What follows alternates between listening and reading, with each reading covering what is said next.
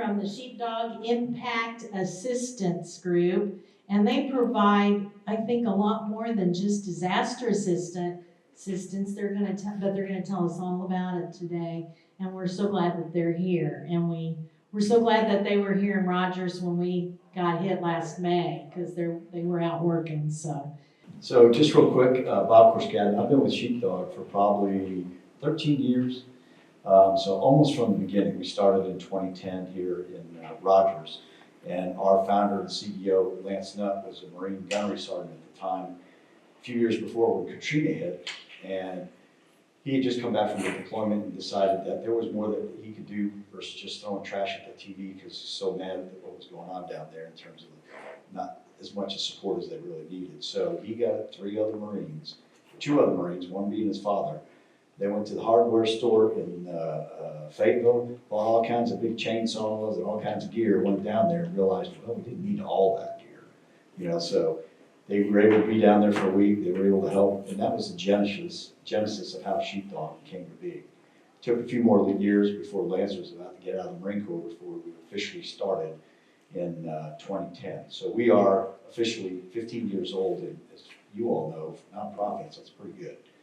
Because a lot of times they lose steam, the mission changes, a lot of things occur, and they don't get to continue. But because of the different things we do, which we'll talk about in a minute, we've been able to keep ourselves strong and vibrant, not just in this community, but literally in every 50 states. All 50 states we have people that have been in one of our programs, so pretty extensive. This slide here is in New York City, and we were doing the Tunnel to Towers run based on one of the firefighters had gotten to the Staten Island Bridge, had to go through the tunnel and ran to the towers to help with that work. He was unfortunately killed during the rescue attempts of other people. So every year they do a memorial run for him. We were there. We had 90 sheepdogs with us, and we were also on the Today Show. So that's a picture of everybody that showed up. Somewhere in there, I'm in, and so's my wife. So again, been here for a while. All right, sheepdog Raffy. So really, there's three things that we do, and we engage, assist, and empower sheepdogs to get off the couch.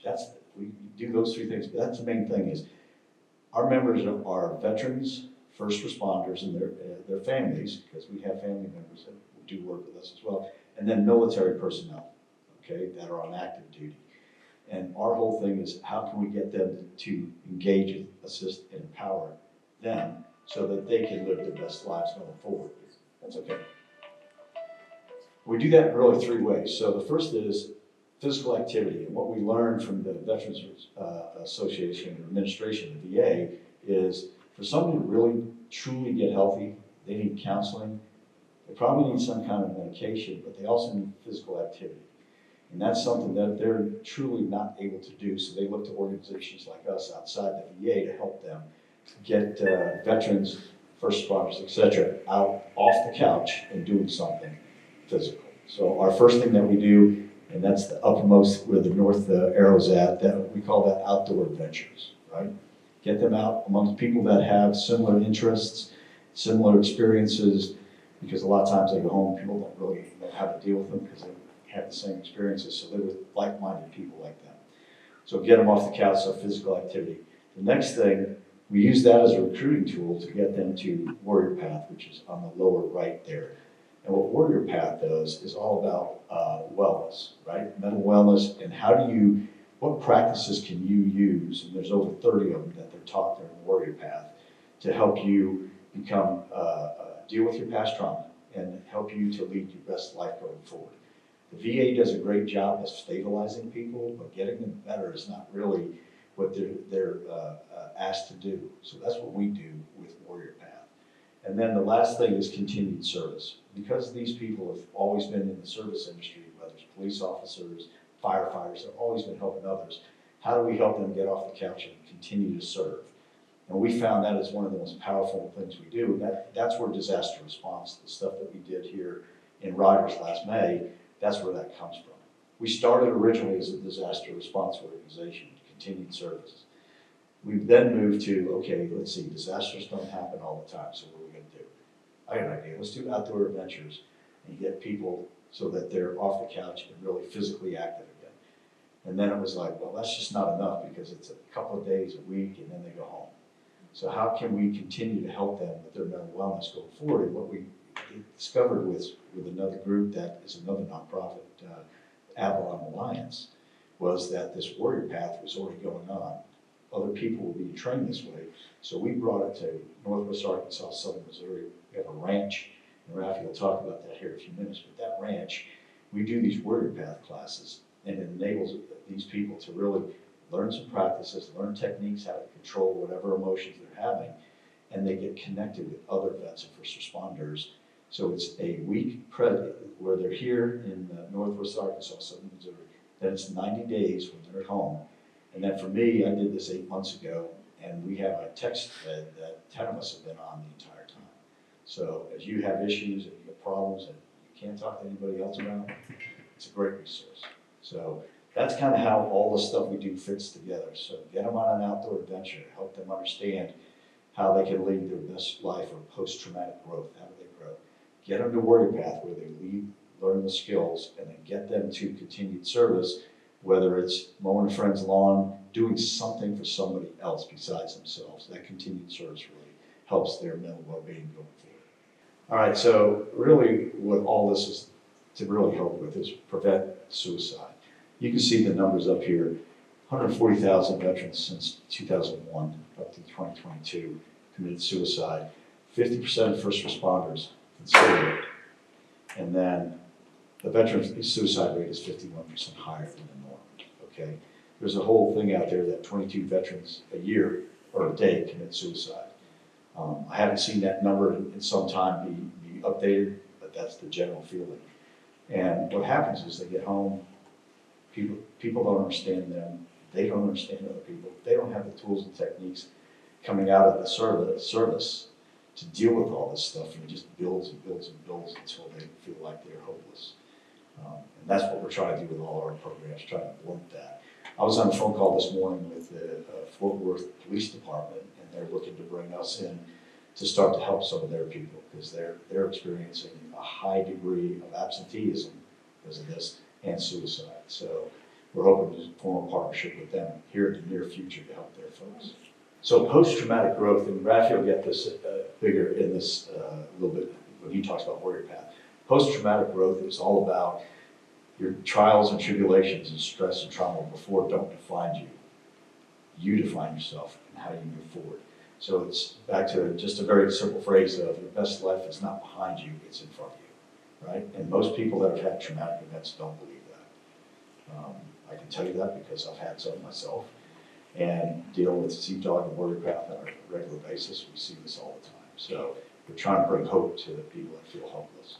So we've talked about these three. Social isolation is a huge factor, and that's where Outdoor Adventures, Warrior Path, and our continued service come in. So with that, I'm going to turn it over to Raffy. I've known Raffy for over a decade, and Raffy was a police officer. He's our chaplain. He does outdoor adventures. He's one of the main guides for Warrior Path, so he's a jack of all trades, and he's been there, done that, seen it. And I think he's got a couple of t-shirts from it. So, Raffy. First of all, my name is Raffy. It's actually Raffy Morales, but for whatever reason, it's spelled differently. So I stuck with Raffy because that's what makes sense to everybody. So if you need to get a hold of me, just yell, "Hey, Raffy," and I will absolutely answer any questions. Our outdoor adventure program is pretty incredible. Like Bob said, we first started as a disaster response organization. However, what happened was we were just kind of sitting around waiting for another disaster to happen, and that just didn't provide a good atmosphere for us. So the outdoor adventure program is really incredible, and what we do is anything from skydiving to scuba diving. If we can do it, we absolutely tackle it. We've gone to New York to do the Town Hall Towers marathon. We have gone into Texas to carry the load event. So just across the board, and basically Kilimanjaro, went to Africa to climb Mount Kilimanjaro. I did not, however, I supported everybody that went.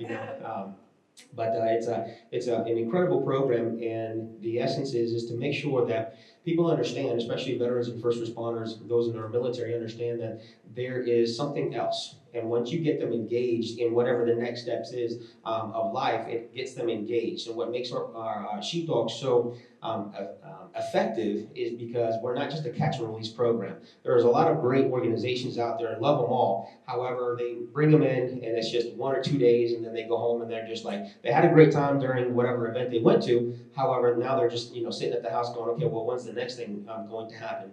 And that's what we do very effectively, is bring them out on an outdoor adventure, introduce them to post-traumatic growth, and that kind of sprinkles them the idea of, I can turn my struggle into strength. Well, how do I do that? And that's where the Warrior Path program comes in. The Warrior Path program, it's a 90-day mental wellness program, and we do 2 things. We teach them how to turn struggle into strength, and then we train them to become an expert guide. So what is an expert guide? An expert guide is someone that gets through our program, graduates our program, and has the knowledge, the warrior wellness practices, that way anytime they come in contact with somebody in their life that is struggling, they can come alongside them and help them as well. So that's what that expert guide is. Outside of what we've talked about this morning, how many of us have ever heard of PTSD?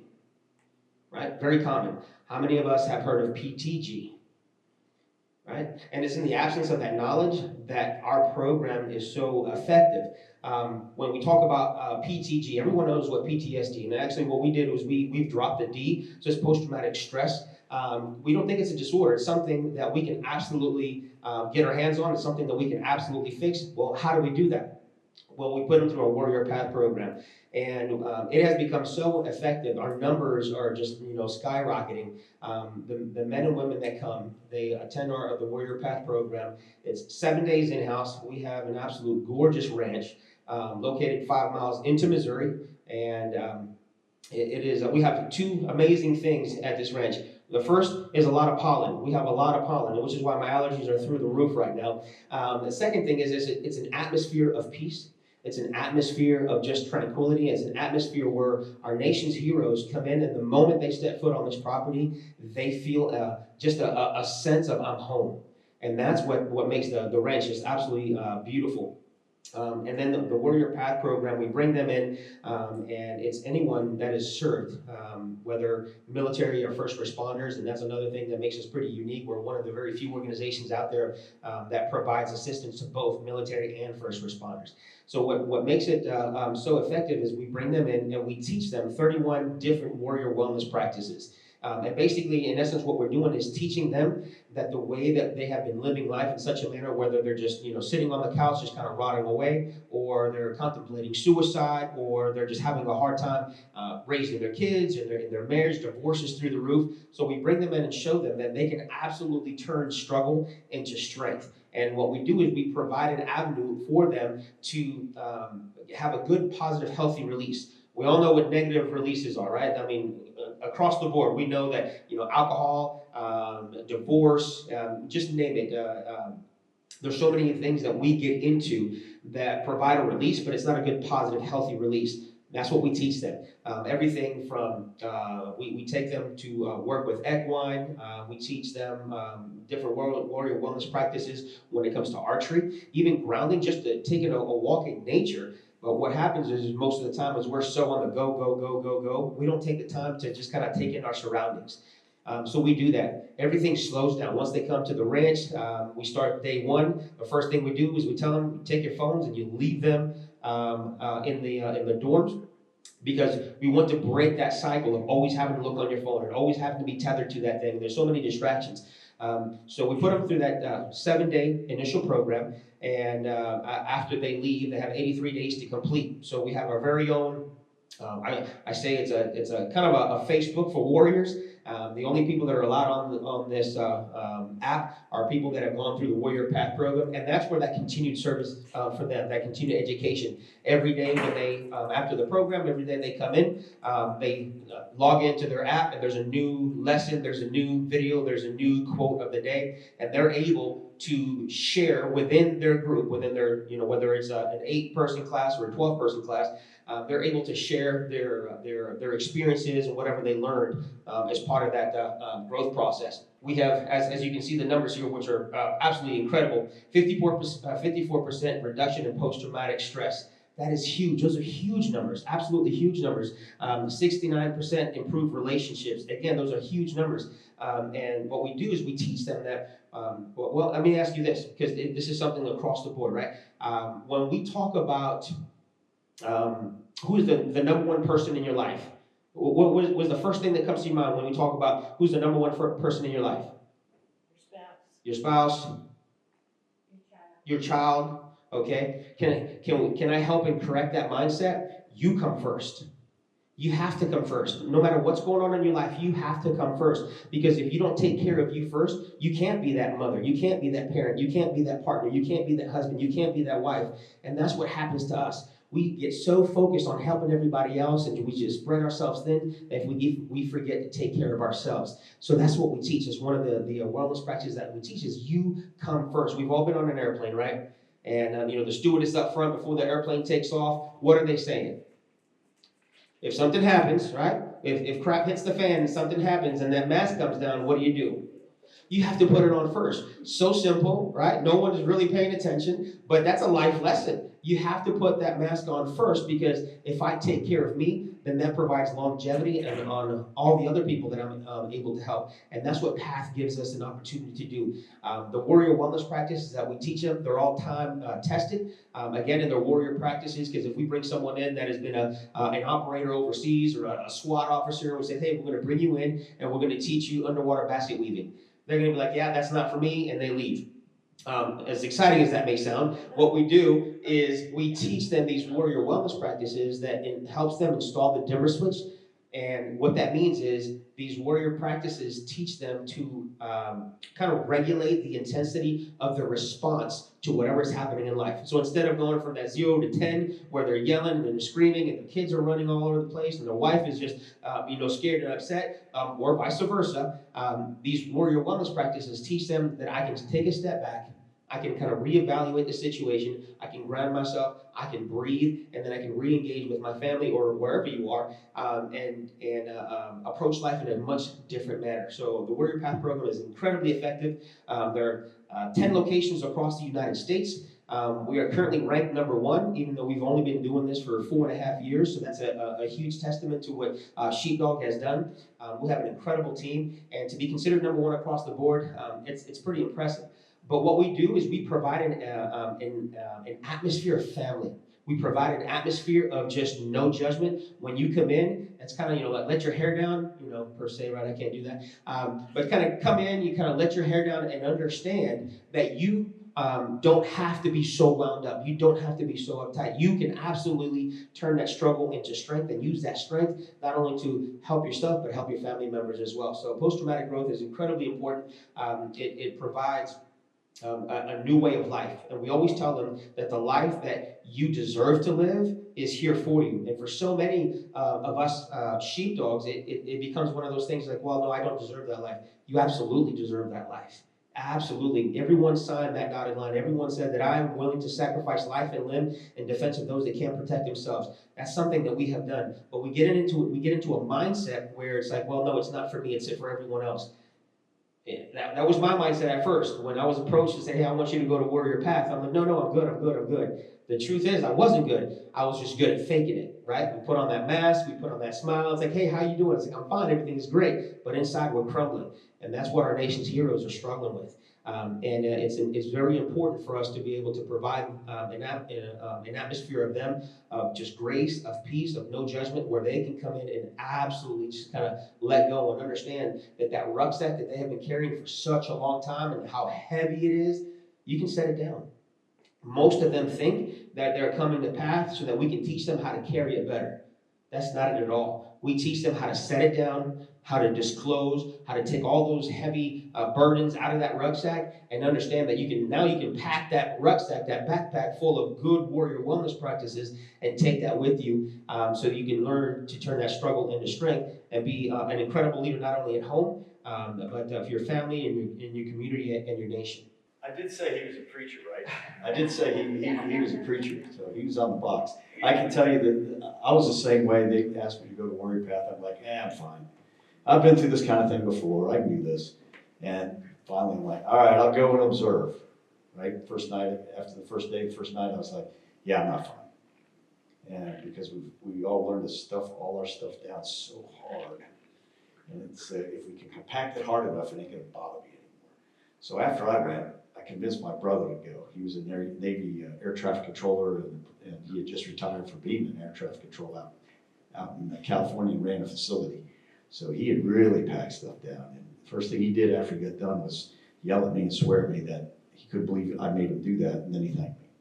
Because it really is something that helps you unburden yourself. So we are looking at programs for the future called Struggle Well, so that we can bring family members and spouses to do this so that they can go through it. Because having grown up in the military myself and watching my mom, I can tell you that they were stuffing a lot of stuff in that pack as well, because my dad being deployed and all the pressure that goes with that. So they need some of these wellness practices that we have. So we're working on that right now, which is new, will be new for us, and actually for the whole group, the 10 locations. So pretty exciting. Just real briefly, in continued service, you know, over 15 years, over 7,000 sheepdogs and volunteers have assisted 30,000 people, and we've been everywhere. We've been to the Bahamas twice when they had the really bad hurricanes down there. A lot of people went, but nobody brought real skills with them. They were passing out water and food, but there was no one to go in and help tear out walls that had been soaked and that were getting mold, you know, to cut down trees that had fallen, palm trees and so forth. And it was pretty horrific. The first time we went, it wasn't so bad. The second time we went, a few weeks later, we were on this together. Black mold was everywhere. And of course, we always go to the places that have the least amount of public attention. So we go to the places where typically where they're lower income or folks that don't have enough to make ends meet live. And we find that typically there'll be one or two tarps from the previous disaster still on their roofs, keeping them dry. So we try to go there first because those are the places that aren't in the media, the stars aren't going to, right? So we try to make that as a focal point for all the stuff that we do. But continued service is more, I think I mentioned this earlier, it's more than just going out and, you know, do disaster response where we tarp roofs, we put the tarps on them to cover any holes or whatever. We also chainsaw trees to clear driveways. We did that here in Rogers. Yes. And really helped you guys to be able to get out. Right. And then the other thing we do, which is probably the worst thing, the thing I always, when they ask for volunteers to do this, is muck out duty, where you go in. Sometimes we've got to wear protective suits, goggles, and helmet and masks and all that. We go in and we just start tearing out drywall and insulation, and it's just a mess. And you bring it out, and then you also got to bring out the family's treasured possessions, you know, the thing that's been brought down generations that's now ruined. Happens the same way every time we go in there and we're talking to folks, and they'll say, well, my Aunt Judy gave me this. I can't get rid of it, so just leave it in the house. By the time we're done in the day tearing it all out, and they've seen all the mold and mildew, they're like, yeah, I hate to do it, but I know this is ruined. I got to take it outside now. So this is probably the most heart-wrenching thing we do, because we're tearing their house up and we're taking all their possessions outside for the dumpster to get it. So we actually have people that are with the homeowners during all of this to help them walk through it, because it is a process, letting all your stuff go. And for most of us, we never do that. We never see any of this, right? So it is heart-wrenching. All right, Heroes Ranch. Raffy talked about this just a little bit. I'll just finish this off. We have this incredible facility, as he said, 5 miles out.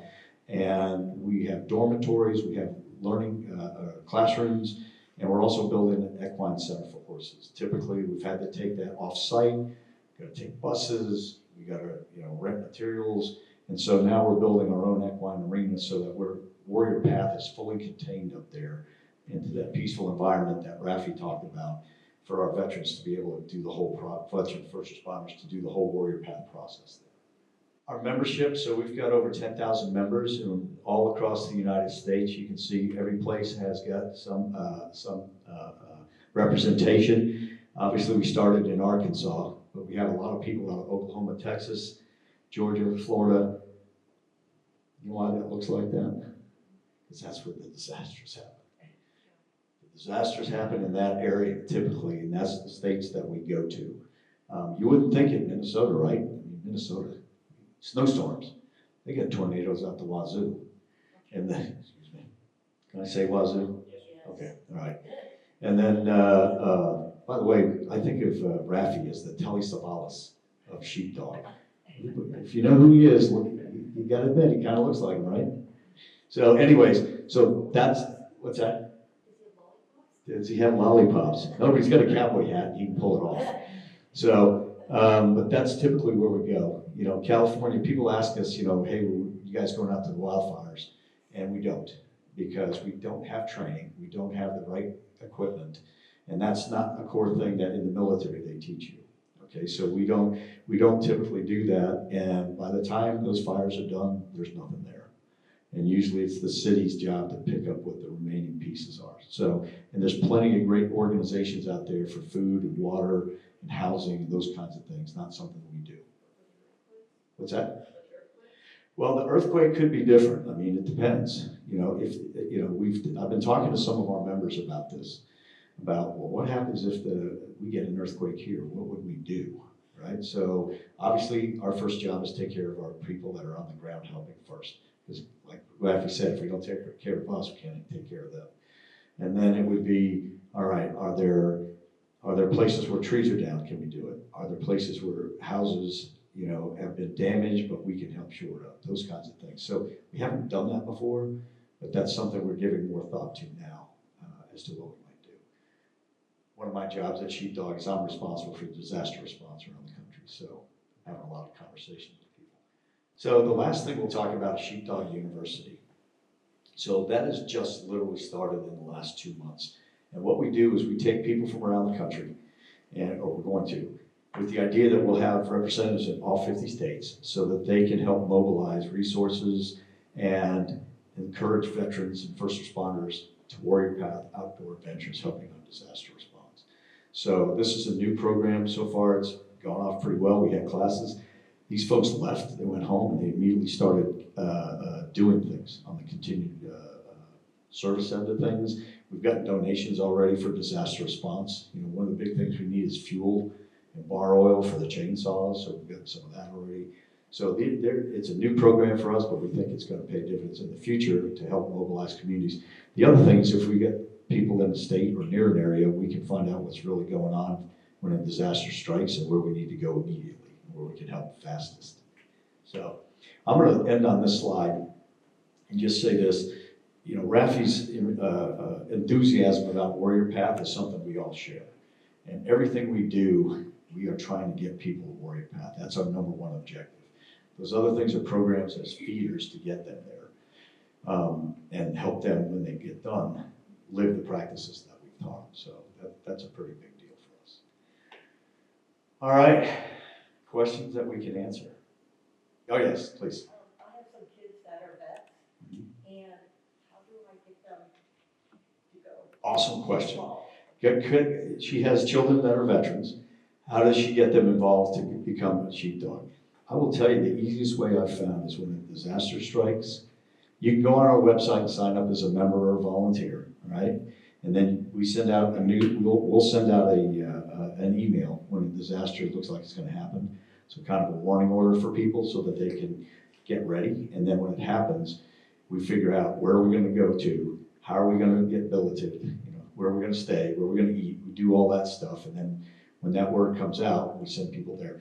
The natural disaster seems to be the best approach for us. And I'll tell you why, because everybody wants to help when those things happen, you know, whether with money or canned goods or something. And so I would tell you, are they men, women, both? I have 3 sons and a daughter. 3 sons and a daughter. Okay. I would tell you that to have them come by the office, just talk to us to see what we think. And their first response is, I don't need to do that. Yeah. Because that's how we are, right? I don't need that. I'm fine. But helping others, you know, we talk about helping others is a way of life. And because they probably got that gene in them, when natural disasters happen, people tend to want to volunteer. But they don't know how and they don't know where to go to. And so I would say, if you could just send them over to the Center for Nonprofits, we'll talk them into it. And that's the first step to doing it. Yeah, because we're an ornery, you know, veterans are an ornery bunch. We don't like to be told what to do once we're out. So that's a great question though. But anybody, and I'll tell you this, you all can be involved in disasters because we take everybody that wants to help and find a job for them. So one of our older members is over 80. He comes out and he what I call picks up sticks. George is his name. And when we chop stuff apart, he'll drag it over to the burn pile, or he'll hand out water, or he'll record what we're doing. So the two of the oldest guys that are out on chainsaws are me, I'm 66, and my running mate, Mike Nimmo. You can't stop. He's 67. We're up on roofs and all the young guys are below. We're chopping trees off houses. So there's something for everybody. Age, sex, any of that stuff does not matter. We will find a place for people to plug into, okay, based on your capabilities, which is a little different than some organizations because they have cutoffs, they have requirements. Ours is, you got a heartbeat, you want to help? We'll figure it out. Okay. What else can we answer for you? Like I said, I wish you had that years ago. My first husband was in Vietnam and Yeah. we could talk about it. But he was simmering, and then he was an air traffic controller and a civilian. I tell you what, that guy. Yeah. Well, Seems like a power plant. I grew up the same way. My dad, when he was 80, he was a Vietnam vet and all that. When he was 80, he calls me to tell me that the VA had just diagnosed him with PTSD. And I said to him, I go, I could have told you that in 1971 when you came back from Vietnam. Of course, we didn't call it that back in those days. There were no programs.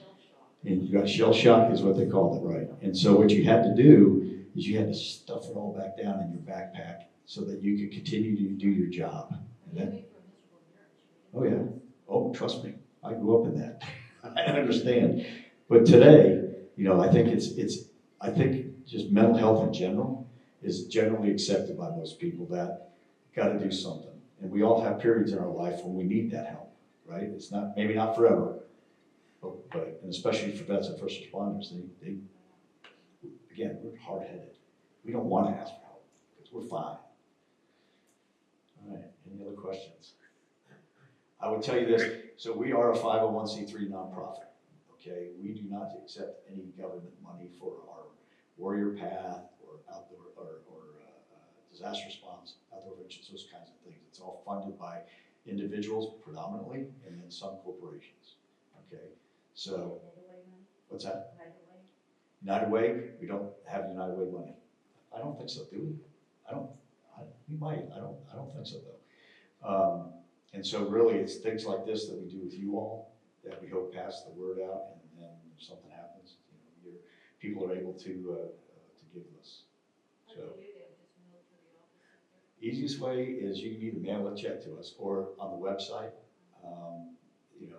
There's a place to do that, or we've got a code in the back here you can click on and go to it as well. But I will tell you, every donation we use very what's the word I'm looking for?